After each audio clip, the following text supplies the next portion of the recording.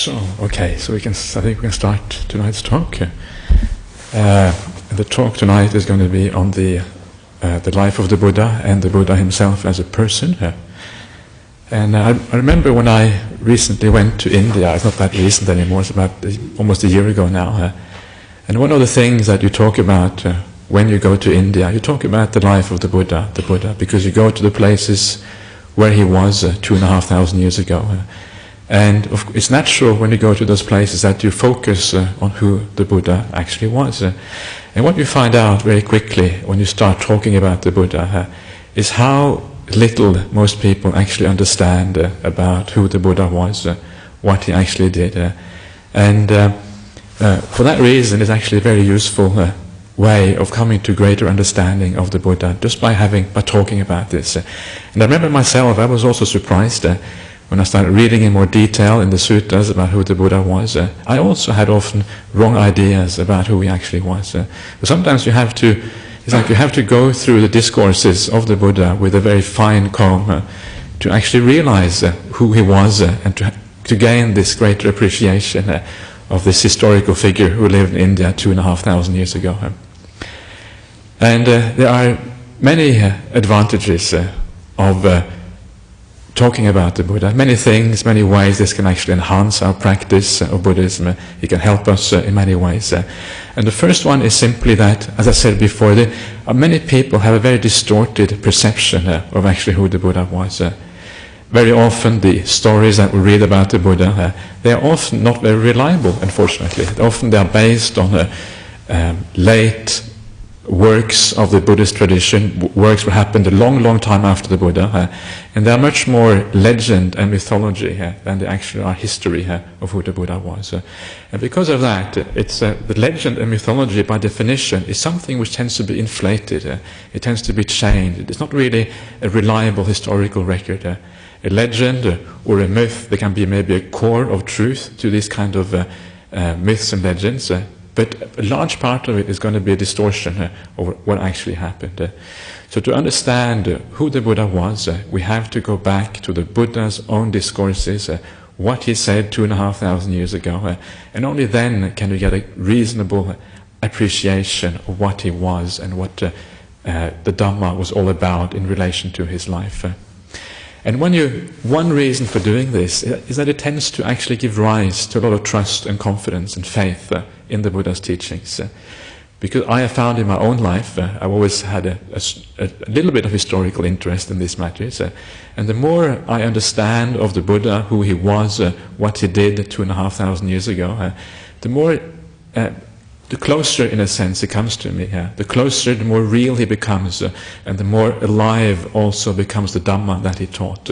It's almost like you get a relationship with the Buddha when you understand more of what type of personality and why he did the things he did, and why he taught the Dhamma in the way that he actually taught that Dhamma. So it gives, for me at least, and I think it's probably the same for many of you, it gives rise to so much more powerful faith, trust, confidence that this is the right thing.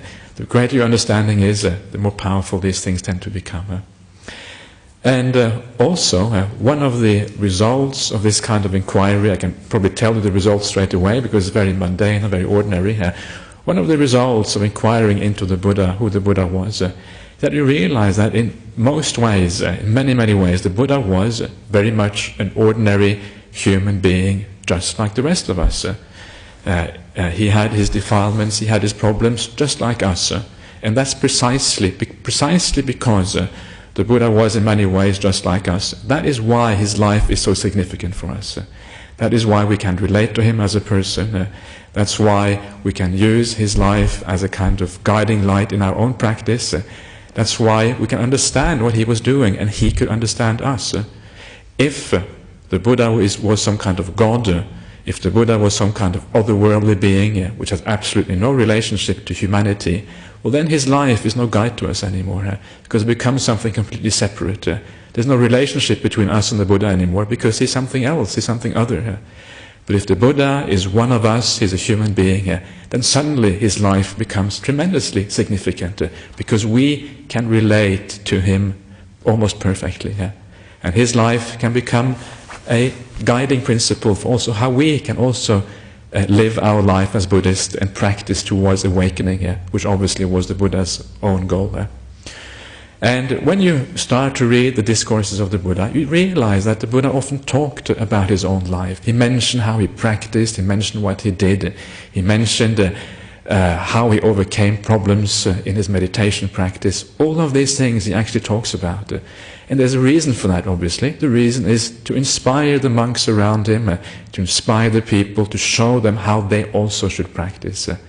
If the Buddha was not an ordinary human being, there wouldn't be much point in talking about his own life, because we would not be able to relate to it. It wouldn't make any sense for us. It wouldn't have any relevance in our own life anymore if the Buddha was completely different from us.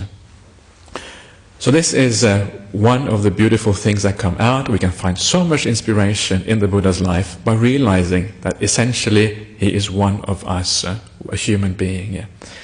Now that also, another way we can use that, there's a well-known meditation method that was taught by the Buddha. It's called Buddhanusati, which means recollection of the Buddha in the Pali language. And this is to remember who the Buddha was, remember his qualities, remember those marvelous qualities that one human being was able to break through this ignorance, this darkness in the world, and see things clearly for the first time. And this recollection is used very often to bring up a sense of joy and happiness in the meditation practice. So by talking about the life of the Buddha, we're improving our ability to do this recollection of the Buddha, to understand who the Buddha was, and to actually help us in our meditation practice. Because very often the most difficult part in meditation is often to get it started. And then when it gets started, then it tends to roll on much more easily by itself. So these are the reasons why I want to talk about this. Now when we talk about the Buddha, the first question that I like to ask is, who was this being that was born into the world 2,500 years ago, and who was to become the Buddha? We can call this person maybe the Buddha to be. That might be the best. We can't really call him the Buddha yet, because obviously he wasn't enlightened yet at birth, he wasn't awakened yet. Let's call him the Buddha to be. Who was this person who was born 2,500 years ago? And of course, from a Buddhist point of view, to understand this, you have to go into the past lives. Because the past lives, they are the things which form a person into what they are in the present life. So if we understand who the Buddha was in his past lives, then we can understand who this person was who was born into the present life.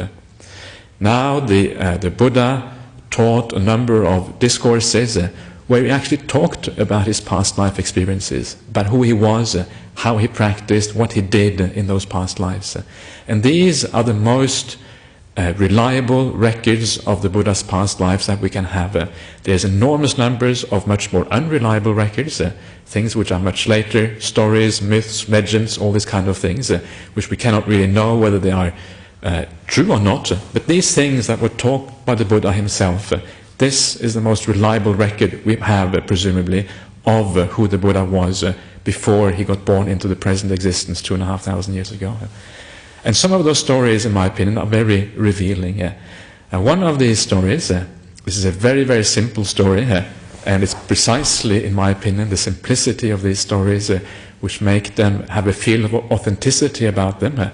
Because if something is simple, you don't normally go around praising your own teacher, the Buddha, as something wonderful, using simple stories. If you want to praise somebody, you often use something very elaborate and very special. So the fact that the stories are simple, for me, is a sign of authenticity. And this particular story, this is a time when the Buddha to be in the past life, he was a carriage maker. He made carriages.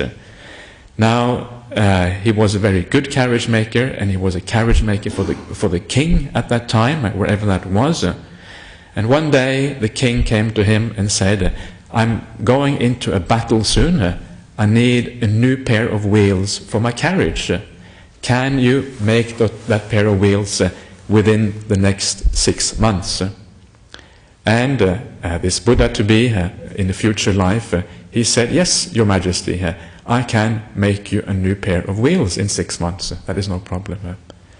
Then he set out, finding wood, doing all the work that is required to make these wheels. And after 5.5 months, he had 6 months altogether, right? So after 5.5 months, the king comes back to him and says, well, how are you going with my wheels? And the Buddha to be says, I have made 1 wheel for you, Your Majesty. And then the king says, king obviously getting a bit concerned, he's only made 1 wheel in 5.5 months, he's only got 2 weeks to go before his battle. Are you able to make another wheel in the remaining 2 weeks? And the Buddha to be says, yes, I can make another wheel in another 2 weeks.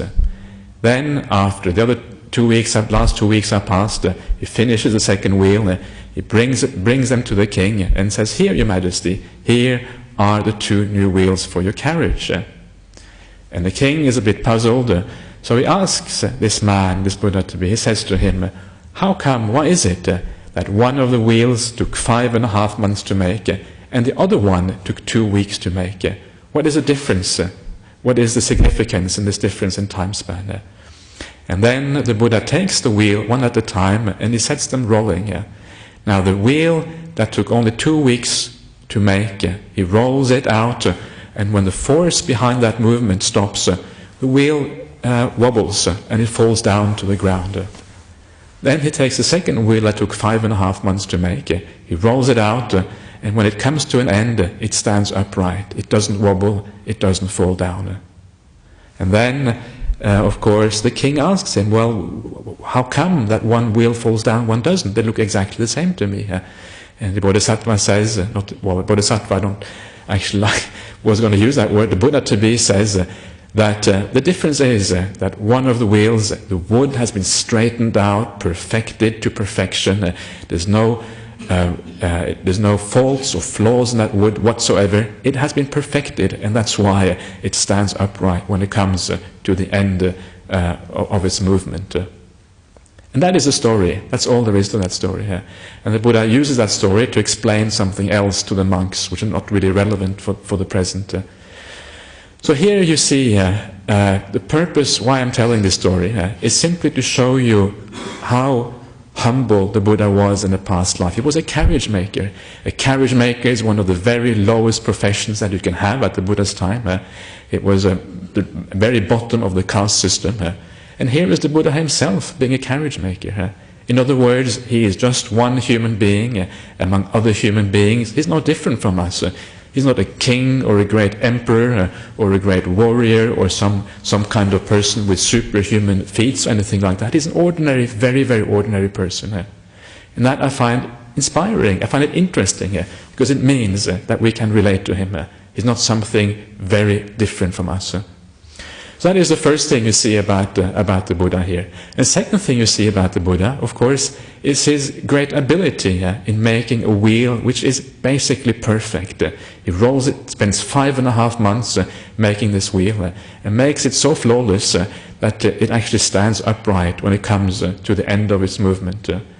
Now this shows the spiritual abilities in the Buddha, the power of his mind, the power of his mindfulness, concentration, energy, and his wisdom in understanding things. When the Buddha does something, he does something 100%. He doesn't mess around, doesn't do things halfway. He gives it 100% effort. And this, of course, this ability to give something your 100% effort, to give something your full scrutiny, your full wisdom, these are exactly the same kind of qualities that you need to break through to awakening. There's no difference between those qualities of mind that you need in an ordinary life, whether it is as a cart maker, whether it is anything else. The qualities of mind that you require are the same that you need for awakening, that you need for practicing the spiritual path. So what we're seeing here are the qualities of the Buddha that made it possible for him later on to break through and to awaken to those supremely profound truths that he got through to him. So this is basically all. This is the reason why I want to tell this story. It's very simple and very basic, and that is why it has a particular significance as far as I'm concerned. The other thing, which I can maybe say in passing, which also is interesting with this story, is that you may have noticed that this king said to the Buddha to be that I'm going to go into war. I need a pair of wheels for going into war. And yet the Buddha actually makes these wheels for him. You might have thought that this Buddha-to-be would have said, well, sir, your majesty, you should be careful about this war business. It's not going to do any good. But he doesn't say that. He actually does his duty to the king. He does what the king requires that he does. That is interesting. And the point here, of course, is that, as always, karma is in the intention. And obviously the Buddha-to-be's intention was nothing to do with war. It was to provide the service to the king that the king required. That's interesting, just as a small aside of what's going on there. So that was the first life story of the Buddha I wanted to mention. The second one, which also shows a lot about who the Buddha-to-be was before his last birth. This is a much more fabulous, more legendary kind of story. It occurs in the suttas, but despite its legendary and mythological content, it's a powerful story, and I think it shows a lot about who the Buddha actually was.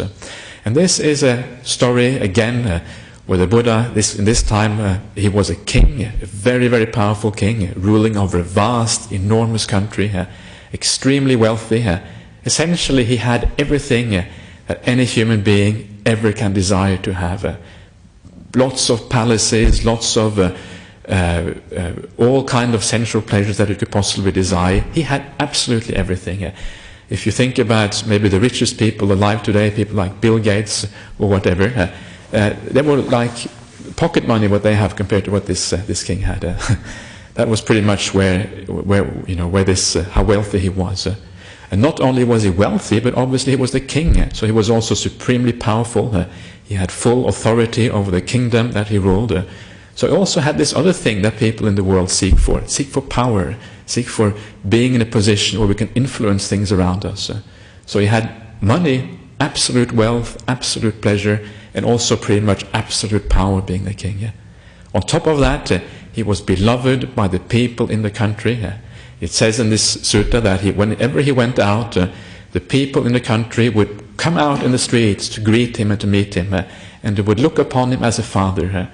So they would see him as somebody who protected them, who helped them out if they had problems. So somebody who was very popular with the people around him. And in return, he would look at the people in his country as his children, again, to protect them, to help them, to do his best, to make sure he served them properly. So he was powerful, he was popular, he was wealthy, he had great fame. He had everything that anybody can expect to have in this world. He had the absolute maximum of these things.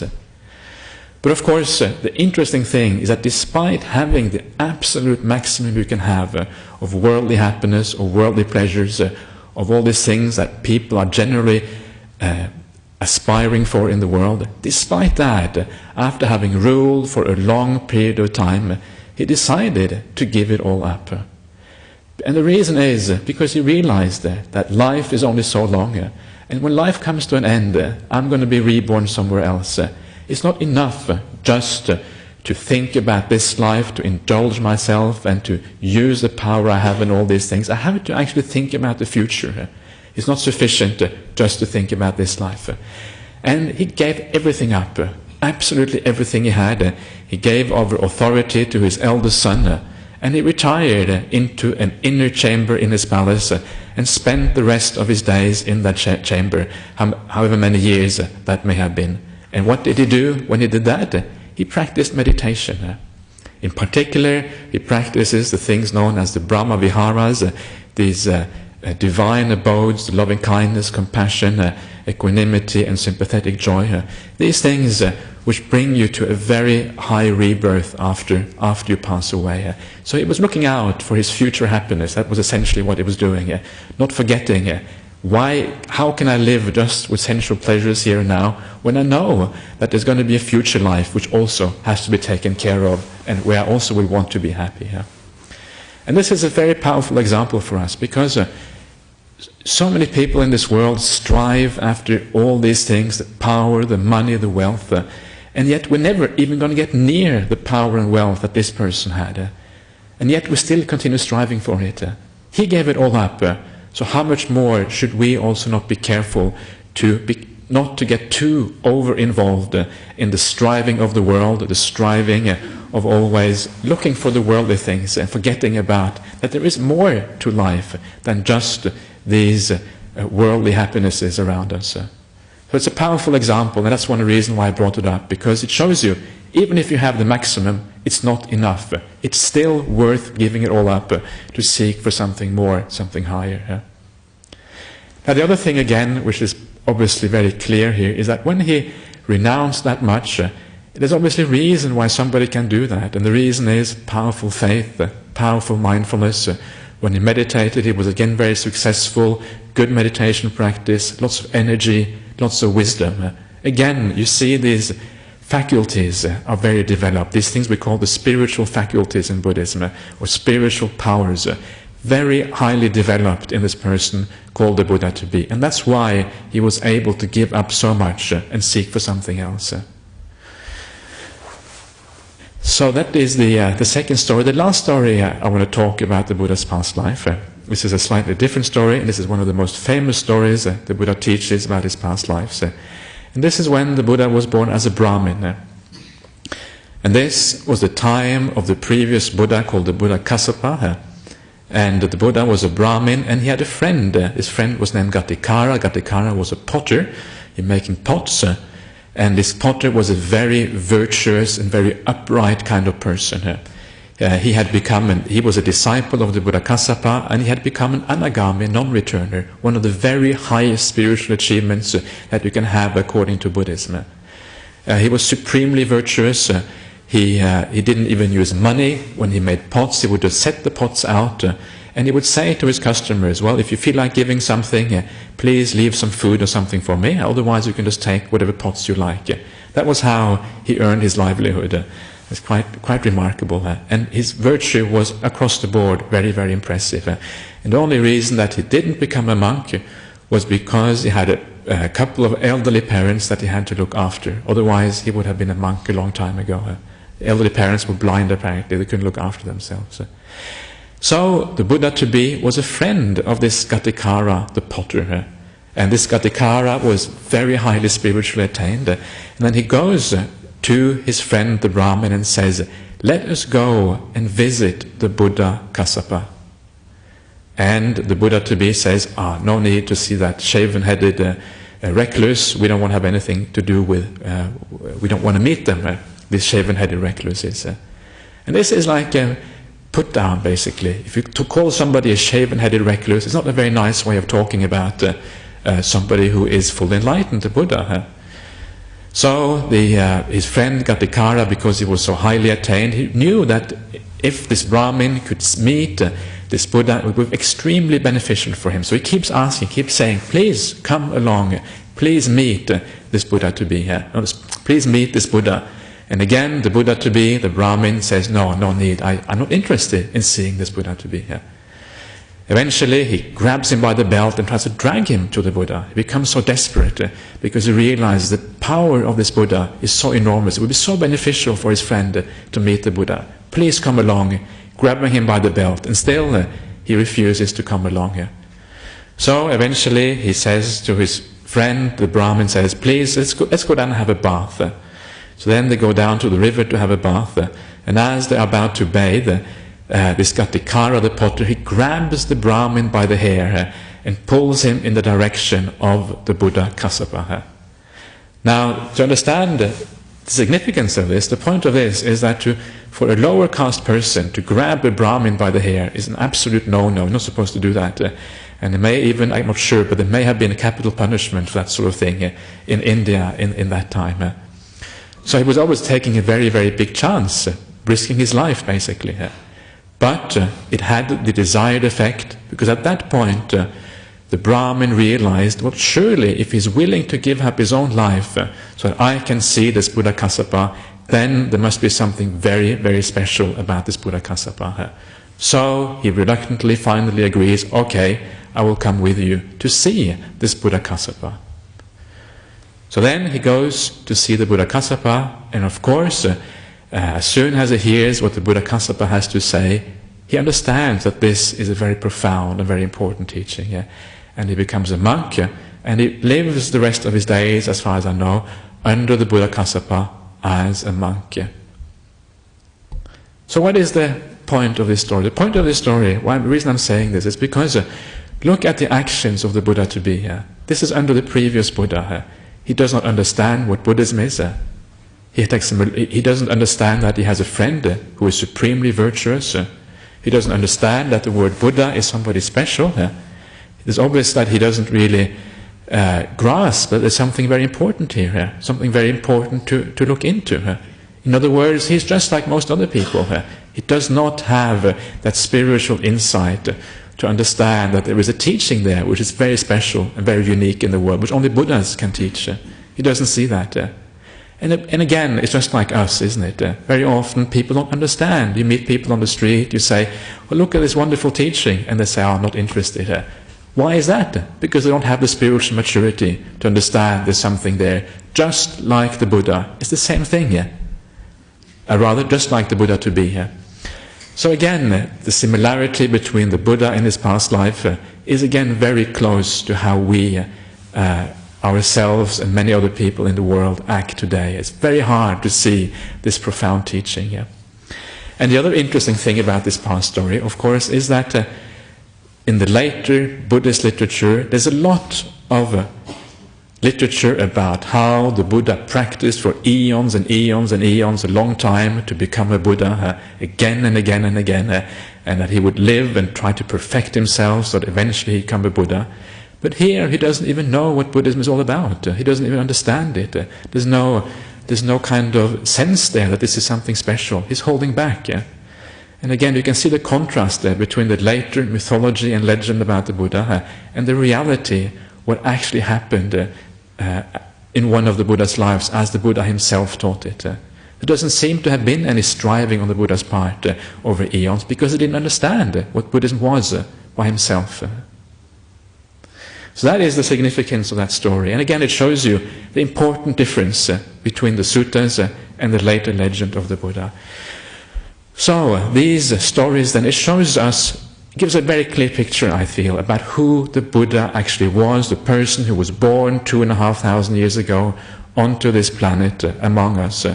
And the picture that comes out is a person who was one of us, a person in many ways just like we are, with defilements and problems and sorrows and all these things. And yet at the same time he had something which not everybody has. He had very powerful spiritual faculties. He had the ability to do something which you won't be able to do unless you have these spiritual faculties.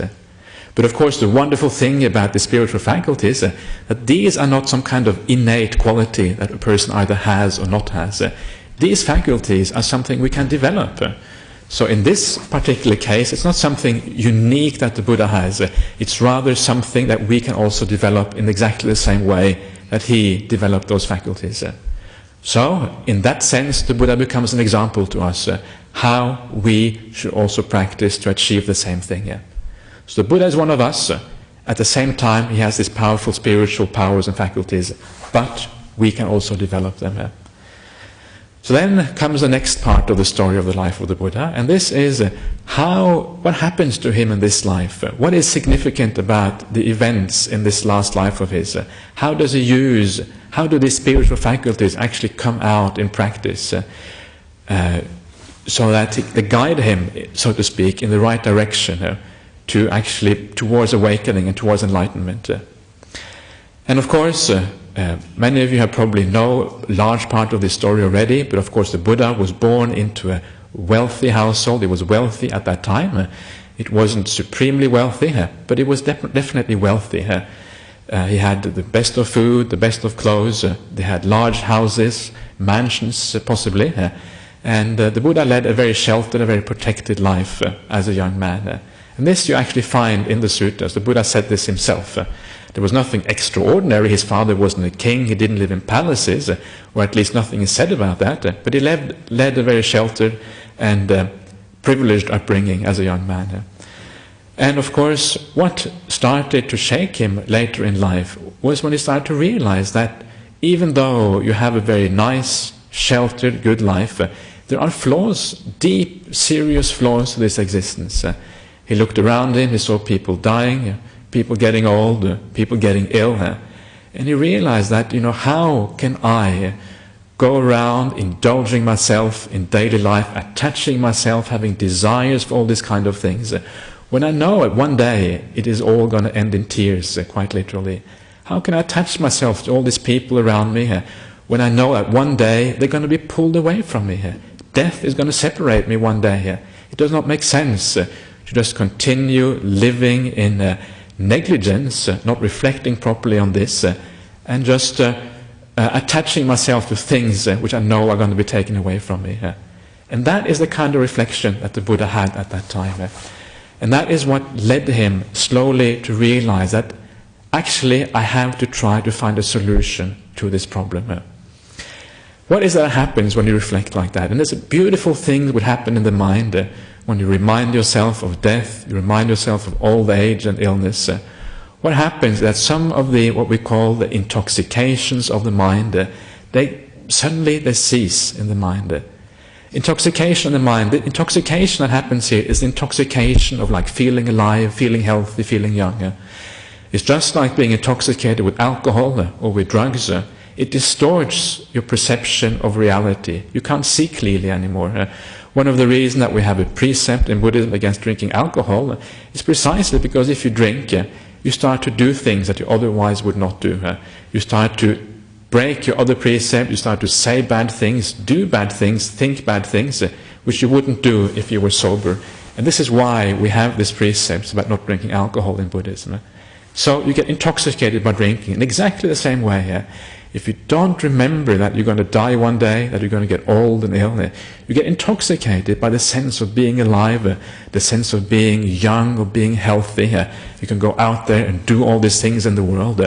And that forgetfulness makes you do things that you otherwise would not do. So the thought of death in the Buddha-to-be's mind cleared his mind of all these obstacles, these intoxications, these things which hinder you from seeing things as they actually are, seeing the problems for what they actually are. There's a powerful thing there. It's a wonderful little exercise that almost everybody can do. Remind yourself that you're going to die, because it clears away a lot and puts things in their priorities. Suddenly you see what is really important in life. The priorities become much more clear. And of course, the more powerful your spiritual faculties are, the more clearly you're going to see when this kind of thought arises in your mind. Some people, sometimes I'm sure you've heard of people before who are on the verge of dying, they're just about to pass away, and then by some people, sometimes they say miracle, but by some good karma perhaps, they come back again and come back to life. But because they were so close to death, maybe they had a brush with cancer or something like that, and because they come back, because they were so close to death, that changes their life. They realize that suddenly their priorities become so much more clear. I'm sure you've heard of some people like that. Maybe some of you also have had that sort of situation. But don't wait till you have a close encounter with death. Try to make that real right now, right here and now, by reminding yourself that it has to come, it will come for each one of us. And allow that to make your priorities much more clear. To clear your mind, take away this intoxication which distort the sense of reality. We can't see things as they actually are. And of course for the Buddha to be, this was a very powerful thing, because he realized, I have to leave the homeless life. I have to seek for a solution to this problem. I cannot go on attaching myself to all these things when I know that they will all be pulled away from me, dragged away, and I'm going to feel the sorrow and the pain later on. Now is the time to find a solution. So that was one of the thoughts the Buddha had. Another thought that he had at this time, which also is quite interesting in my opinion, is that when the Buddha thought about leaving the home life, he said to himself, well, I am subject to old age, I am subject to illness, to death, I will die one day, I am subject to birth. It means he already had the idea of rebirth, obviously. I'm subject to birth, I'm subject to sorrow, I'm subject to defilement. Why should I go seeking other things which are subject to all these things? Why should I seek other people, material things which also die eventually and wear away and also subject to defilement? Why should I seek these things? Surely it is appropriate that if I am subject to these things, I should seek that which is not subject to these things. I should seek that which is without death, that which is without old age, suffering, birth, defilement, sorrow, and illness. That is what I should be seeking. That is what the Buddha thought. And the important thing of this statement, first of all, again, this is the last life of the Buddha to be, getting very close to his awakening now, and still he is still very much a person like us. He talks about himself, I'm subject to defilement. Well, what he means by that is mental defilements, right? Anger, desires, just like everybody else. I'm subject to sorrow. He still has sorrows in his life because he attaches to things and he has to let go. So again, you see the common humanity there with the Buddha in his very last life, the Buddha to be, I should say again, in his very last life, the common humanity with all the rest of us. It's very, very strong to see it actually this close to his enlightenment. He is not that different from us. Then, but the other interesting thing here, which you will recognize, maybe recognize in this, he says that I am subject to all these things. I should seek a release from these things. I should seek a way out. He does not say, he does not say, I'm going to seek this for the benefit of all sentient beings. I'm going to seek this for everybody else. He says, I'm doing this for me, for myself, because I want to find a solution to this problem.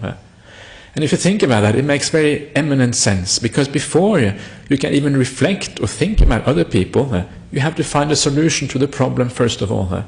There's no point in saying, I'm going to help all these people, if you haven't even got a solution to the problem. So first of all, you have to find that solution. And then when you find the solution, then you can think about helping other people. You've got to get your priorities right. And again, this shows us again how this is at odds with later literature, with later mythology and myths about the Buddha. He actually did this essentially, first of all, to find a solution for himself. And then later on, when he found a solution, at this point he didn't even know if there was a solution, only if he did find one, then he could move on towards helping other people. It's interesting because it shows us the Buddha's view of these things directly from the suttas. So this then was the Buddha's thinking when he left the home life. Then he went to his parents, and this is another difference between later mythology and later legend and what happens in the suttas. He actually went to his parents and said, I wish to go forth from the home life. And his parents did not, his parents wished otherwise, this is stated in the sutta, and they wept and cried when the Buddha to be left the household life. Of course, in the traditional account of Buddhism, it says in the middle of the night the Buddha went out, disappeared from the palace, left his wife and child behind, and never returned many years later on when he was fully awakened. But the reality is, it seems, that wasn't actually what happened. What happened was that he consulted with his family, he consulted with his parents, he consulted with everybody, made sure that his child was taken care of, that there wasn't any problems. And only when everything was sorted out, then did he actually go forth into homelessness. And that is what you would expect. It's when you reflect on it, it's a bit strange that somebody should disappear in the middle of the night when they have a child, when they have a wife. It doesn't quite make sense. And sometimes you get some smart people from other religions trying to convert you, and they say things like, how could the Buddha leave his wife and child behind? Surely that was a very bad thing to do.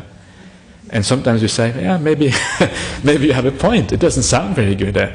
So it's actually quite good then to see that the reality actually seems to be quite different. He did consult with his parents, he did consult with his family, and he made sure that everybody was taken care of before he set out on this extremely important search. Of course, it's also important to remember to have things in perspective here, because if you want to search for something so profound as awakening and ending to all suffering, well, then sometimes you have to do things which may seem a little harsh in other people's eyes, like leaving your family behind. Sometimes I think when you do something tremendously important, you have to get your priorities right. And that is essentially what the Buddha to be did here. He put his priorities in the right order. And of course, after his awakening, he he would come back again to his family, and he would ordain his own son to become a monk, and he also became fully awakened later on, and of course taught the Dhamma to his own family, so that they also had a chance to practice in the same way. So it wasn't as if he forgot them completely, didn't have any compassion on them, but he probably knew that he would have much more ability to help his family if he found a solution to these profound problems than he would have if he lived a household life. So anyway, that's what happened. Then, having said farewell to his family, to his parents, he then went forth and became a monk, essentially. This was part of the Samana movement. The Samana were the ascetics at the time of the Buddha. He became one of these Samanas, shaved his hair, it says, put on the yellow robe, something like this, maybe not quite this color, but something like this, and then went forth into homelessness. And the first thing he did when he went forth into homelessness was to seek out other teachers. He went to two very famous teachers at the time, and he went to them and said, please teach me your doctrine so I can understand what it is that you have been teaching. So he studied under these teachers, he learned their doctrine, and then practiced according to that doctrine, and realized those states that those teachers were proclaiming. Essentially, these were states of deep meditation practice, and he realized those very quickly. And then he also saw that, well, these states is all very nice and very fine, you get a lot of happiness and joy out of these things, but it does not lead to the complete end of suffering. He didn't get that insight, that understanding that he had made an end of rebirth, of death, of all these problems that he had. So, because of that, he then decided to leave these two teachers and seek in a different place. But before I go on with that, I just want to point out, it's interesting here that the Buddha, which obviously had very developed spiritual faculties, was able to see very deeply, all he had to see was that somebody dying and he left the household life. He was humble enough. He didn't have this enormous amount of hubris and just doing his own thing. I'm going to do my own thing and become enlightened all on my own. In fact, he was humble, and he sought out a teacher rather than saying, I'm going to do it all on my own, as one might do if one had a very large ego. And again, this is a good example for us in the world, because there are many people out there with deep meditation, with deep understanding, and sometimes it's much better to seek out those other people. Try to find out what already exists and practice that fully. See if there is some wisdom there, something good, before we strike out on our own and try to do things according to our own intentions. Usually, because the world has so many different types of people all over the place and doing all kinds of different things, you can be pretty sure that there's going to be people out there who have much more spiritual insight than we have. And for that reason, it's important to have that humility, acceptance, that we are not necessarily the best at everything. It's okay, you don't have to be best at everything. It's okay to have a teacher, because this is what the Buddha did. And if the Buddha to be did that, then surely it is good enough for all the rest of us. So again, it's a powerful example there for how to actually go about living a spiritual life. Then, the Buddha, having practiced under these two teachers, having gone as far as their doctrines could take him, he decided to try another way of practice. And this other way of practice was something that also was very popular at the time of the Buddha. This was what is known as the self-mortification, mortification of the body, whereby essentially you torture the body to the maximum possible extent by eating very little, by sleeping out in the rough, by going naked without clothes, all these kind of things, which obviously are not very good for the body in the long run. And he took that practice to its absolute extreme, and he realized, if I take it any further, I'm going to die. And, of course, he didn't realize anything, any awakening, any grand state because of that. So we realize this also is a dead end. So now is a time when we're coming very close to the Buddha's actually awakening. I'm just going to take us up to the awakening. I'm going to stop there. And Buddha now realized, well, he had tried two things. He had lived the household life. As a householder, he had lived in the maximum amount of pleasure, maybe not absolutely the maximum, but almost the maximum amount of pleasure that was available at the time. And he tried the opposite, living in the maximum amount of pain, this torture of the body, the self-mortification. And none of these was leading to enlightenment. In fact, both of them were leading away from enlightenment, from awakening. I prefer awakening actually as a word. And because of that, he asked himself, is there another way to awakening? Is there another way to find this, what I'm looking for, the end of death, the end of sorrow, the end of suffering, the end of all these troubles? And at this stage, you have the famous passage where he reflects back to his life when he was a young boy. At that stage, when he was a young boy, he had spontaneously attained a deep state of meditation, a so-called jhana state. And he remembered that state, and he realized that he thinks to himself, could this be the way to awakening? And the realization dawns on him, yes, this must be the way to awakening.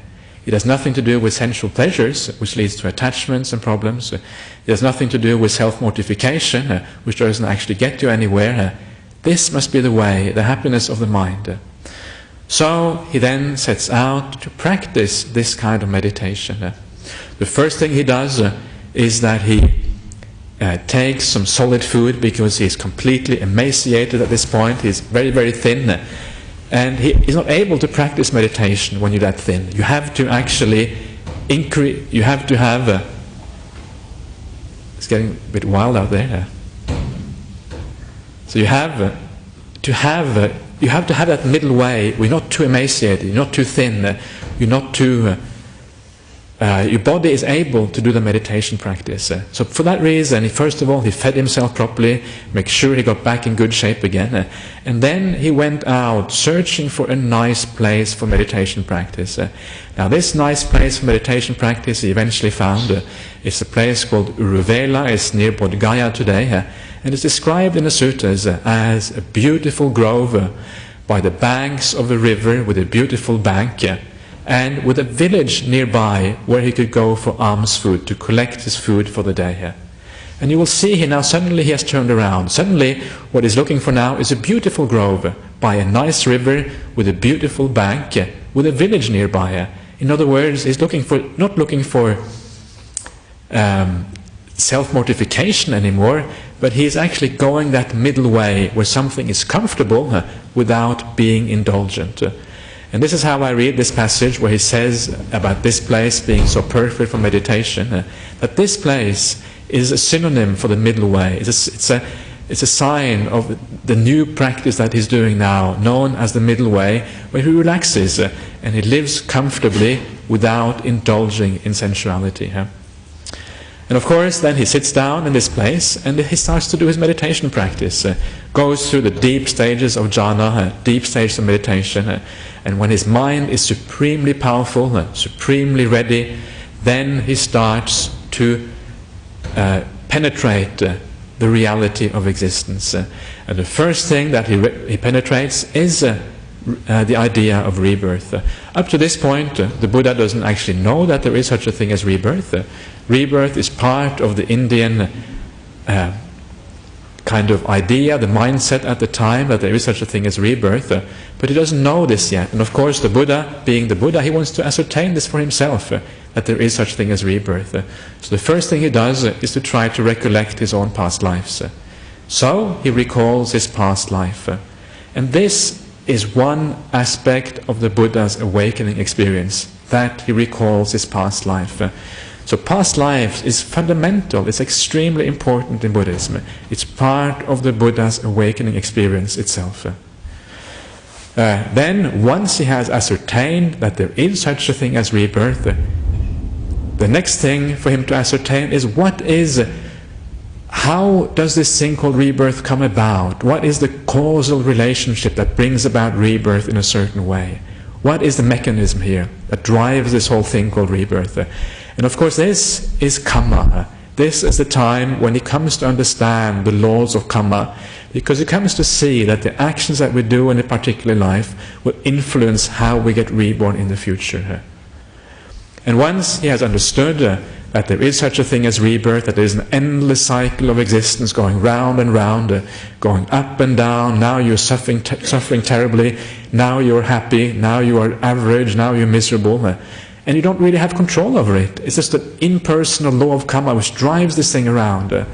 You can't really influence it in the long run because it's outside of your control. You are influenced by so many conditions outside of you, you can't do anything about it in the long run. When he sees that, he is ready to turn away from this whole mass of suffering, trying to seek for this thing we call the deathless, going away from death, old age and illness.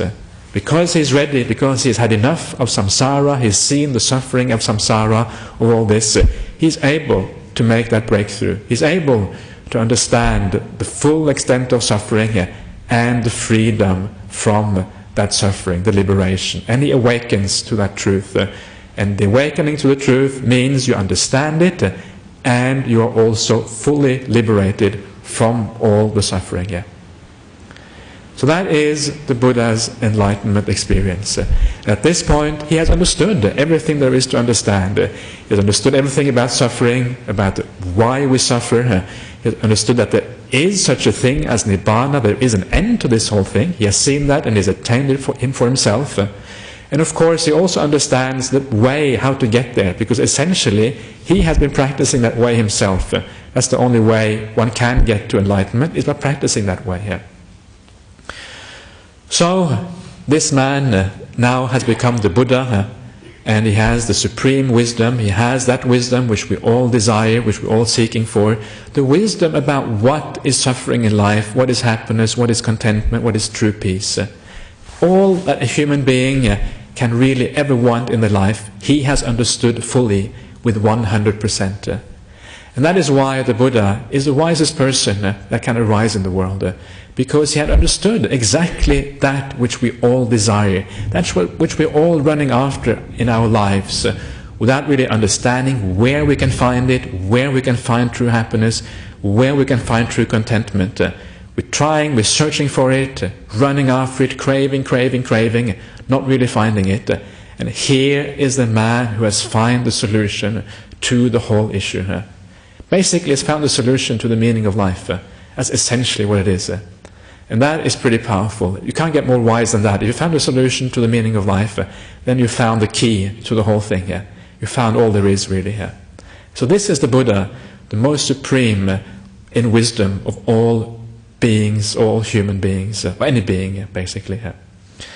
And of course it's wonderful to know that if you have our teacher, who ultimately is the Buddha, he is the wisest person that there can possibly be here. That is quite a wonderful thing to think about when you reflect like that. Now the next thing that happens to the Buddha, I'm just going to go on a little bit longer, not much more. The next thing that happens to the Buddha, of course, at this point, when he has found the solution, now is the time to think about helping other people. He knows that he has found the solution, the very meaning of, the answer to the very meaning of life. He knows that there are so many people out there suffering, having troubles and problems in their lives. So of course the obvious thing that happens now is that compassion arises for him, for all these beings out there. Seeing their suffering, knowing that he has a solution, surely compassion must arise. Very, very powerful compassion. So this is the other quality which marks a Buddha out, is the sense of compassion. The fact that he knows that he has the solution to all our problems gives rise to this wonderful compassion. So this is what the Buddha, you can almost say what the Buddha is at this point. He is wisdom and he is compassion. These are the two things which mark him out. And this compassion is then what drives the Buddha for the remaining 45 years of his life, when all he does is teaching people, helping them out of the suffering, helping them to be more happy, to find all the things that they're searching for. This is the whole driving force in the Buddha, is the compassion. If it hadn't been for that compassion, the Buddha would probably just sit down and meditate and abide in bliss. But because of the compassion, that is the entire driving force of the Buddha. So basically it's just a being, it's like pure compassion essentially. That's all that drives him. And together with the wisdom, it gives him the ability to do something very good in the world. So reflect on that, reflect on the fact that the teacher is somebody of pure compassion.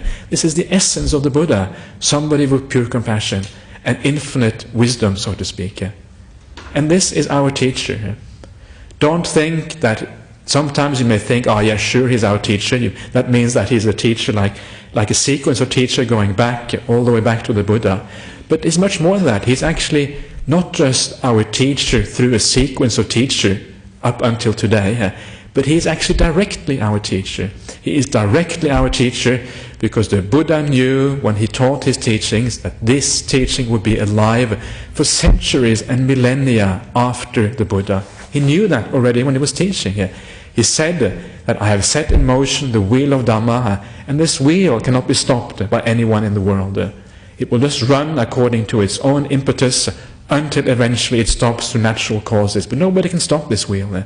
So he knew that there was going to be people listening to the Dhamma, just like here today, or whenever you listen, particularly when you read the Buddhist suttas themselves. There were going to be people like this for a long, long time after him. So when he taught, he did not only teach the audience around him, he also taught the audience of future generations. So he is directly our teacher. So here you are, you have the most wise, the most compassionate teacher that there has ever been. He is your teacher directly. Now think about that, it's quite powerful and it's quite wonderful. And that is what you do when you start reading the suttas. You are coming in direct contact with that word of the Buddha. He is teaching you directly, just as if you were there, part of the Buddha's audience, listening to his very words. It's very powerful. Try to use that in your meditation practice. Think like that. Bring up the idea that your Buddha is your teacher directly, and that he is the most powerful person, according to Buddhism, that has ever existed. See if that can give you some joy and happiness. See if that can inspire you in your practice in daily life. See if that can give you an extra oomph, an extra boost as a Buddhist. Or even if you're not a Buddhist, even if you are just sympathetic, it still may be something that you may find useful in your meditation practice. So, that is the talk for this evening.